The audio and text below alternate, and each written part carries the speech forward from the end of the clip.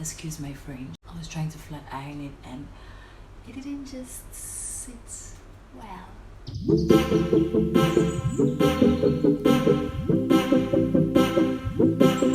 It is literally 3 a.m. in the morning. I couldn't sleep. So I decided to do this video because there has just been some stuff that I felt the need to address. You see, I have always been like a mental health conscious person. Whew. A friend of mine was going through something and I was completely unaware because I wasn't paying attention. Normally, I like to, try to read people and understand what's going on with them. But I was listening to this song that said, it's just people that seem very fine that you actually have to check up on because you can't really tell what people are going through. So, this was happening to this person for a long time until the point that this person developed suicidal tendencies. And when it got to that point, I was like, oh my god, I have not been watching. What? How did I not see this? I needed to take some time to, try to figure out what it is that was wrong with this person. And then I began to ask like really deep questions. Like these were things that I already knew that were happening, but I didn't know the effects long term on this person. What am I talking about? Childhood neglect. Just for you to see how terrible this can affect a person. Now, I was not really neglected as a child per se. I wasn't given as much of attention as I wanted, even though my parents will argue with that deeply. My mom especially thinks that I was giving too much attention. She just doesn't know that I didn't get as much as I needed, I wasn't really looked at specifically to watch like some little behavior. For the sake of this video, I'm going to be defining two major things. One is childhood emotional neglect. Childhood emotional neglect is a failure of parents or caregivers to respond to a child's emotional needs. This type of neglect can have long-term consequences as well as short-term and almost immediate ones. Understanding why childhood neglect happens is important for parents, teachers, and caregivers. The second thing I would like to get a definition to is detachment disorder. Emotional detachment is an inability or willingness to connect with other people on an emotional level. For some people, being emotionally detached helps protect them from unwanted drama, anxiety, or stress. Possible symptoms of detachment disorder in adults involve difficulty in reading emotions, difficulty showing affection, low levels of trust, difficulty maintaining relationships, a negative self-image, anger issues, impulsivity, low memory, to mention a few. So here's a little story time. When I was younger, around the age of 4, I was taken to nursery school, like every other child. And when you go to nursery school, you get to mingle with people, and the age 3 and 4 is a very, very sensitive age. Not that I'm a parent yet, but I'm saying this from experience. So I got to pick up some few habits as a child, and my parents didn't really notice what I was picking up. So I had this child then in school that would like to, do some funny kind of touching, and she was really, really nasty, But my parents, were not that they didn't want to pay attention, but I don't think they knew so much the importance of mental health and how to groom a child's mental health, from the cradle. So I started to associate with this really nasty girl in school, in quotes, and began to pick up some funny, nasty behavior. And I would close the door and I'll just, be trying out nasty stuff. And then my mom caught me one time and she beats the crap out of me. Now, here's the thing, when you beat a child, it doesn't reset the child. What parents don't understand, or should I say, what most African parents don't understand, is that when you beat a child, you find a child doing something really nasty and you bring the cane and then you beat the child and you just assume that the beating beats out this thing out of this child. So that was one beating that I could remember. This is the second beating. When I was in SS3, I had this girl that I was in a relationship with. So at the time, she was the first person that, showed me some amount of love and affection, in quotes, and attention, because my parents were more concerned with, how I was dressing and how I was, are you going to church? Are you taking notes in church? And they were not so much concerned with who my friends were. They were not paying attention to who is your friend, why is this person your friend, what is it that you're learning from this person, why is this person in your life, just little intricate things that parents usually overlook but make a world of difference. So all along, this girl was, taking over my entire mental space in school. I'll come to school, she would buy me gifts. She was the first person to buy me Val's gifts. And there was a whole lot of creepy stuff about this girl. But, as a child, I was really excited, She was the first person to say, can I kiss you? And I was like, okay. Okay. And in my stomach, bubbling with butterflies and all, like, yay, someone wants to kiss me. I never kissed a boy as a teenager. Now, here's the funny thing. My parents will always hammer, if I catch you with a boy, this, that. You always hear stories about, this girl got pregnant, another girl got pregnant. My father would tell me, I don't want to ever see you get pregnant if I see you with a boy. But all along, I had a girlfriend and no one was paying attention.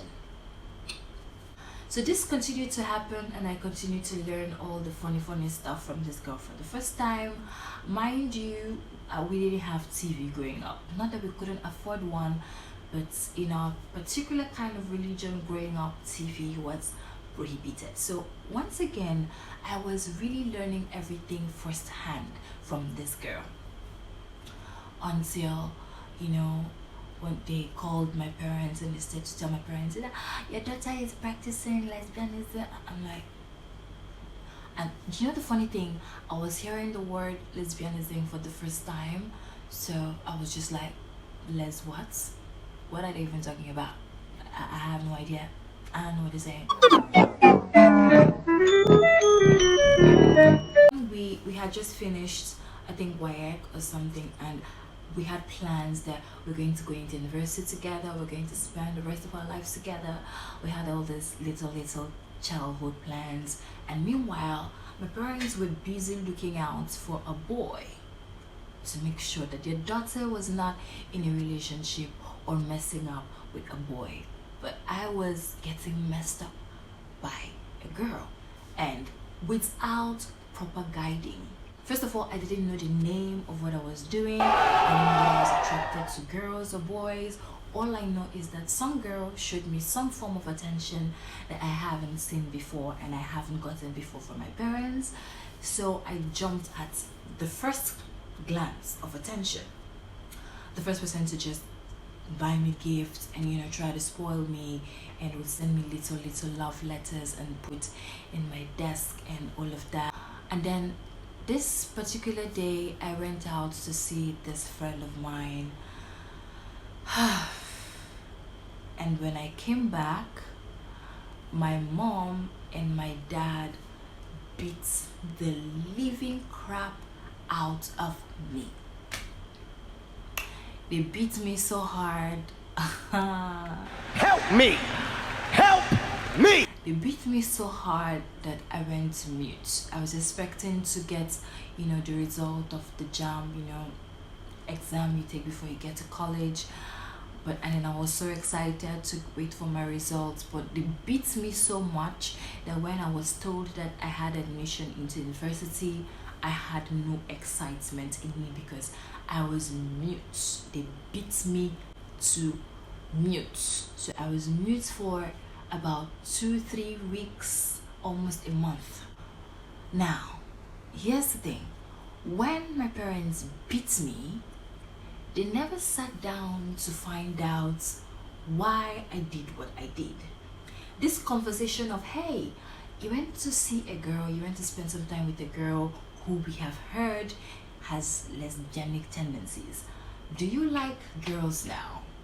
If you like girls now, why do you like girls now? What did this girl give you? What is it that you see in this girl? Why are you behaving like this? This is right, or this is not right, or no. That conversation never happened. What happened was that they beat me and they expected that the beating would automatically reset me. My parents beat the hell out of me, hoping that, they beat the gay out of me. But guess what?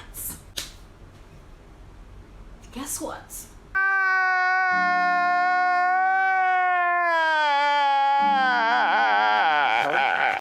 We never had that conversation again until I got into university, and then I had to struggle with, do I like girls or do I like boys?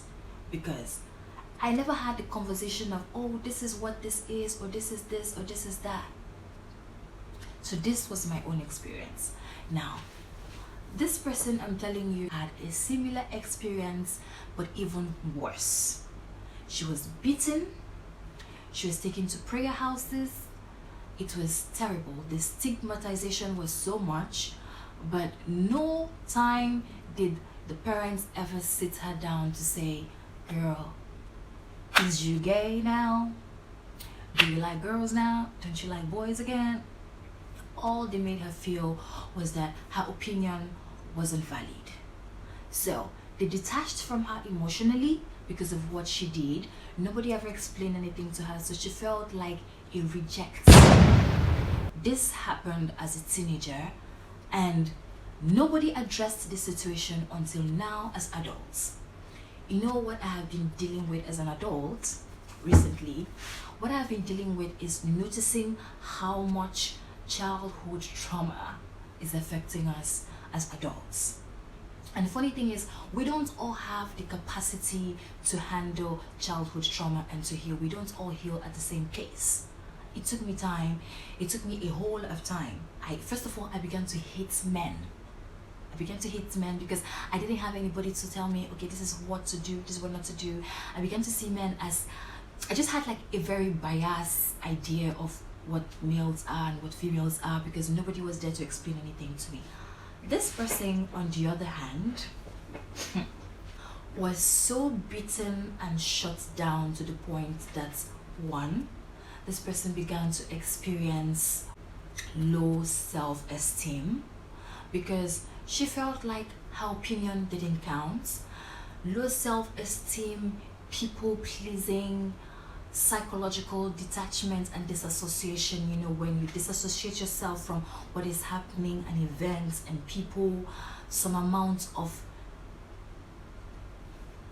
memory loss and all that comes together with dissociation disorder or whatever it is called. Not that she has been properly diagnosed, but I began to see all these signs, and then I traced it back to what happened as a child. And then we began to start the whole healing process, and all my days healing, is not a joke. Learning can be hard, but unlearning is way difficult. Way difficult. And I didn't know how much and how bad this was happening until this person began to experience suicidal tendencies. Like, she legit got tired of life and was like, you know what, I don't think it's worth it anymore. I want to hang myself or kill myself or jump or something. Like, I need this to end. Why? Because first of all, she felt like, I don't know why everything is going wrong. I don't know why I don't remember stuff. I don't know why my brain cannot just collect stuff. I don't know why people keep telling me to do this, and I know this is right, but I cannot do it. I don't know why I am behaving like this, having problems at work, having problems at relationships, just a whole lot of things that cannot just come together. Why? Because this person was shut down as a kid without explanation and had the impression that my parents hate me. When you're being beaten by your parents and then your parents never sit you down to explain, this is why we beat you and this is why this happened. She just went ahead feeling like she was being hated by those that brought her to this world. This is what made me to sit down to record this video.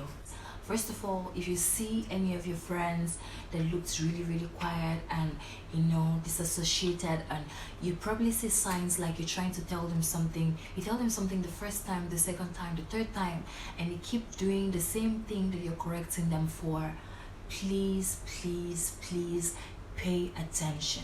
Pay attention to those people that look like everything is okay with them, because people are really going through stuff. That's one. Two, dear parents, please pay attention to your children. Don't beat your child and assume that you have automatically reset the child. It doesn't happen like that. It's not magic. The point is that they didn't pay attention to what I was doing. They didn't pay attention to my pattern. They didn't pay attention to where my behavior was leading. Same as this person close to me, until things went out of hand. And then I was there with the whole family calling me and saying stuff like, oh my God, what is happening to our sister? What is happening to her child? Please help us talk to her. This, that. In my mind, I'm like,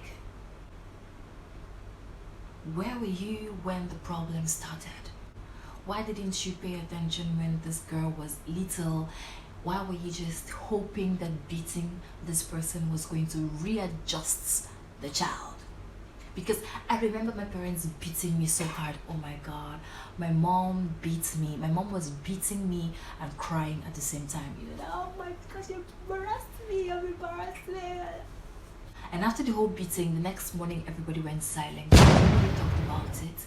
Nobody sat me down to say, we need to talk to you. What you did yesterday wasn't right. Or what you did yesterday needs to be addressed. You just assume that the beating resets the child. So, please, if you have had situations when you were a child and you were being beaten, or you suffer from emotional neglect as a child, before it gets out of hand,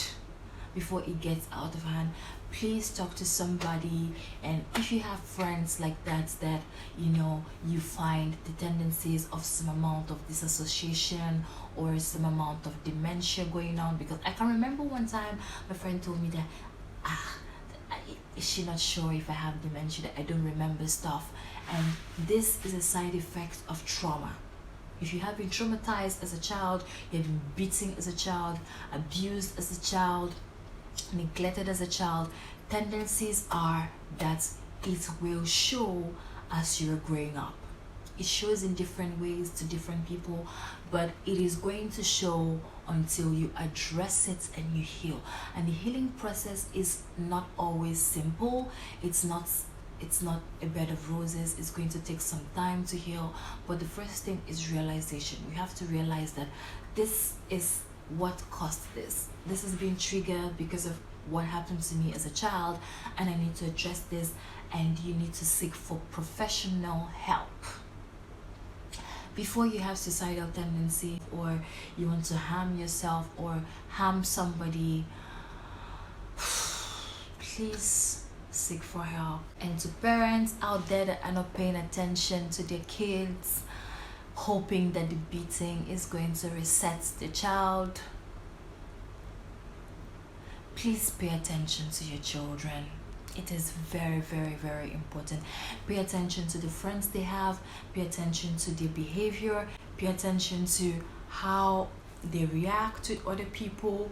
You need to pay attention to the little details, then make for who this child is, so that you can groom and help this child to become the best version of themselves. Thank you so much for listening to my YouTube channel, because I know this is a bit quiet. I'm trying not to make noise because people are sleeping, but I really needed to put this out there because this hits me really, really badly. I felt so bad. I cried not for myself, but I cried for this person, because I couldn't imagine how hurt this person was, to the point where she just felt like the best thing to do was to just leave this earth. Why? Because of a mom who will not pay attention. I just want to add that eventually she had the conversation with her mom, and her mom got to apologize for what she did to her, and her mom ended up reassuring her that she really loves her, and they have mended their relationship now, so everything is good now. Alright, see you in the next video. Bye.